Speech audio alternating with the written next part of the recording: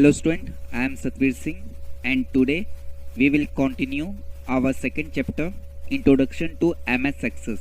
आज की क्लास में हमें ये देखना है कि हम MS Access में क्रिएट करते वक्त प्राइमरी की कैसे डिफाइन करते हैं। तो स्टार्ट करते हैं आज की क्लास। सबसे पहले हमें MS Access ओपन कर लेना है और हमारे सामने टेबल को क्रिएट करने का ऑप्शन आएगा। हमारे सामने टेबल को क्रिएट करने के दो ऑप्शन आएंगे। पहला ऑप्शन होगा हमारा डिजाइन व्यू और दूसरा ऑप्शन होगा हमारा डाटा शीट व्यू। इन दोनों के ऊपर मैंने डिटेल में वीडियो लेक्चर ऑलरेडी बनाया हुआ है, तो आप उन वीडियो लेक्चर को देख सकते हैं। मैं आई बटन पे उन दोनों वीडियो का लिंक दे दूंगा जिसके थ्रू आप देख सकते हैं। तो सबसे पहले जब हम टेबल को क्रिएट करते हैं तो हमारा बाय डिफ़ॉल्ट एक फील्ड बनता है जिसको बोलते हैं आईडी, और ये आईडी ऑलरेडी प्राइमरी की सेट होता है। यहाँ पे हम की का सिंबल देख सकते हैं, तो ये ऑलरेडी प्राइमरी की होता है।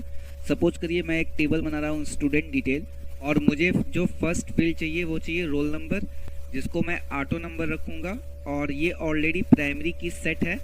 अगर मैं इसको यहाँ पे क्लिक करके दोबारा प्राइमरी की पे क्लिक करूँगा तो अब ये प्राइमरी की का ऑप्शन हट जाएगा, यानी कि ये हमारा प्राइमरी की नहीं है। लेकिन सबसे इम्पॉर्टेंट बात ये है कि हमें ये पता होना चाहिए कि प्राइमरी की का मीनिंग क्या है, हम क्यों प्राइमरी की सेट करें। तो अगर मेरा कोई ऐसा कॉलम है जहाँ पे मैं ये चाहता हूँ कि उसमें डाटा यानी वैल्यू की डुप्लीकेसी ना हो, यानी डेटा जो हमारा है वो डुप्लीकेट वैल्यू को स्टोर ना करे, तो उस केस में हम प्राइमरी की उस कॉलम को सेट करेंगे। जैसे रोल नंबर है, तो ऐसा नहीं हो सकता कि मैंने अगर रोल नंबर 1 लिया है तो वही रोल नंबर 1 किसी दूसरे स्टूडेंट को भी अलॉट हो। मीन्स मैं चाहता हूँ कि डुप्लीकेसी जो है वो प्रिवेंट हो, डाटा रिडंडेंसी ना हो। तो इस सिचुएशन में मुझे क्या करना होगा, उस फील्ड को प्राइमरी की सेट करना होगा। और एक और इसका एडवांटेज है कि अगर मैं कोई प्राइमरी की किसी कॉलम को सेट करता हूँ तो मैं उसको नल यानी नल सेट करने का मतलब ये हो गया कि वो उसमें कोई ब्लैंक वैल्यू नहीं हो सकती। आज के प्रैक्टिकल सेशन का सेकंड टॉपिक देख लेते हैं, सेटिंग द फील्ड प्रॉपर्टीज। यानी कि हम जो कॉलम यहाँ डिफाइन कर रहे हैं इनकी प्रॉपर्टीज को किस तरीके से हम सेट करते हैं। जैसे कि मैंने रोल नंबर यहाँ क्लिक किया हुआ है तो उसकी प्रॉपर्टीज यहाँ पे खुल गई है। तो एक बार हम ये देख लेते हैं कि इन प्रॉपर्टीज को हमें कैसे हैंडल करना है। तो मैं सेकंड फील्ड लेता हूँ। मान लीजिए मैंने सेकंड फील्ड ले लिया स्टूडेंट नेम, तो इसके फील्ड का जो डेटा टाइप है वो मैं सेट कर रहा हूँ टेक्स्ट। तो यहाँ पे आप देख सकते हैं नीचे प्रॉपर्टीज पैनल में जनरल सेटिंग्स में फील्ड साइज ये जो ऑप्शन है यहाँ शो कर रहा है 255 कैरेक्टर्स, यानी कि हम स्टूडेंट के नेम में 255 कैरेक्टर्स ले सकते हैं। मुझे ऐसा लगता है कि ये 255 बहुत ज़्यादा है मेरे लिए, तो मैं यहाँ पे सेट कर देता हूँ 100। तो इस तरीके से हम फील्ड की साइज किसी पर्टिकुलर कॉलम के लिए यानी फील्ड नेम के लिए फील्ड की साइज को सेट कर सकते हैं। अब मैं एक और फील्ड देता हूँ और उस फील्ड में मैं मार्क्स एंट्री करना चाहता हूँ। तो सपोज करिए मैंने एक फील्ड ले लिया, सब्जेक्ट का नाम ले लिया, यहाँ पे मैथ्स ले लेता हूँ शॉर्ट में, और यहाँ पे मैं ये जो मार्किंग होगी वो 100 में होगी, और इसको मैं यहाँ पे ले लेता हूँ नंबर। तो ये हमने यहाँ पे सेट कर दिया नंबर। इसका फॉर्मेट क्या होगा, तो मैंने यहाँ पे क्लिक किया।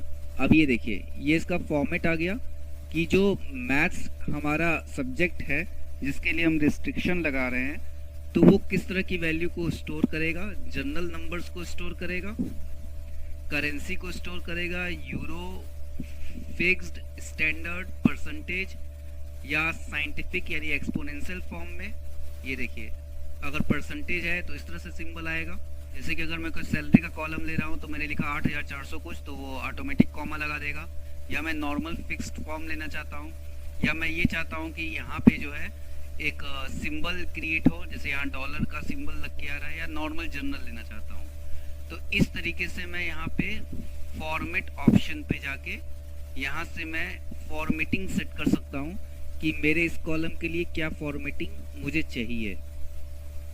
तो मैं यहाँ पे ले रहा हूँ जनरल। नेक्स्ट ऑप्शन देख लेते हैं, setting data validation rule property, कि अगर मैं ये मैथ्स वाले कॉलम में फिक्स करना चाहता हूँ कि जो यूजर जो भी एंट्री कर रहा है वो 100 से ज़्यादा नहीं होनी चाहिए, लेस देन और इक्वल टू 100 होना चाहिए।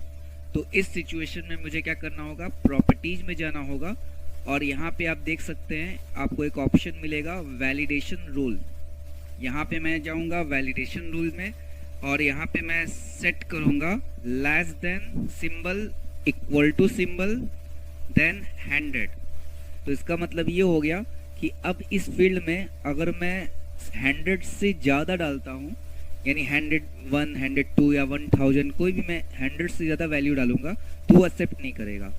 अब अगर मैं ये चाहता हूँ कि अगर कोई 100 से ज़्यादा वैल्यू पुट करे तो एक मैसेज आए, इसके जस्ट नीचे एक नेक्स्ट ऑप्शन है वैलिडेशन टेक्स्ट। तो मैं वैलिडेशन टेक्स्ट पे आऊँगा और यहाँ पे मैं जो एरर मैसेज देना चाहता हूँ वो मैं यहाँ पे मैसेज दे सकता हूँ, you can't put A value greater than 100, यानी कि हम 100 से ज़्यादा की वैल्यू नहीं दे सकते। अगर कोई 100 से ज़्यादा वैल्यू देता है तो ये मैसेज वहाँ पे फ्लैश करेगा। तो एक बार चेक कर लेते हैं कि ये सही तरीके से वर्क कर रहा है कि नहीं। इसके लिए मैं इस टेबल को सेव कर लेता हूँ और इसमें वैल्यू पुट करके देखते हैं कि ये हमारा वैलिडेशन रूल काम कर रहा है या नहीं कर रहा। तो मैं इस पर राइट क्लिक करता हूँ और इसको ओपन करता हूँ और यहाँ पे वैल्यू पुट करता हूँ। जैसे मैंने यहाँ पे नेम लिख दिया अमित और यहाँ पे नेक्स्ट कॉलम है मैथ/100। अब मैं यहाँ पे देता हूँ 254, ये देखिए 254। और जैसे ही मैं नेक्स्ट करता हूँ ये देखिए ये, तो यहाँ पे एक माइक्रोसॉफ्ट एक्सेस के थ्रू एक मैसेज बॉक्स खुल के आया है और यहाँ पे वही मैसेज लिखा है जो एरर मैसेज मैंने लिखा था, you can't put A value greater than 100। मैंने यहाँ पे ओके किया, फिर से मैंने यहाँ पे किया 92, इसके बाद मैंने इंटर की प्रेस किया तो देखिए हम नेक्स्ट रिकॉर्ड पे आ गए। और फिर से मैं एक बार यहाँ पे कर देता हूँ 145 और एंटर की प्रेस करता हूँ, देखिए फिर से वही मैसेज फ्लैश हो गया, you can't put A value greater than 100। तो ये है हमारा वैलिडेशन रूल।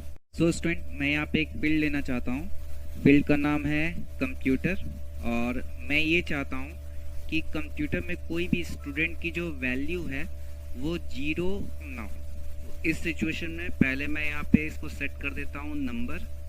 इसके बाद मैं यहाँ वैलिडेशन रूल पे आऊँगा और यहाँ पे मैं सेट कर दूँगा ग्रेटर देन और इक्वल टू 0 और यहाँ पे मैं सेट कर दूँगा एक मैसेज। मैंने यहाँ पे सेट कर दिया कि इसकी जो वैल्यू है वो 0 से कम नहीं हो सकती, यानी कि ये जो वैल्यू होगी वो 0 से ज़्यादा होगी। मैंने यहाँ पे एक और फील्ड ले लिया है म्यूजिक और ये भी न्यूमेरिक टाइप है।